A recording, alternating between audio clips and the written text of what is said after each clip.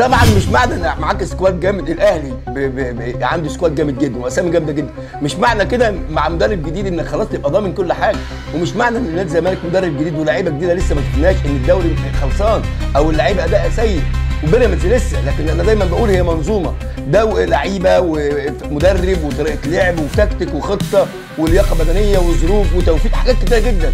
فالدوري مش محسوم، عايزين نتفق. انا معاك ان اللعيب الدولي بيفرق واللعيب الشخصيه ولاعيبه النادي الاهلي كلها لعيبه دوليين، لكن مش معنى كده خلاص ان الزمالك كده منفوخ او البيراميدز.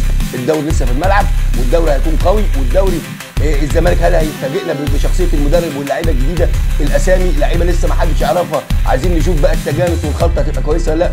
بيراميدز هيعمل ايه؟ هيحافظ على تنافسيته، على القوه اللي كان بيلعب بيها السنه اللي فاتت ولا لا؟ هنشوف الانديه الفلوس بقى، سيراميكا والبنك الاهلي والانديه دي هتعمل ايه.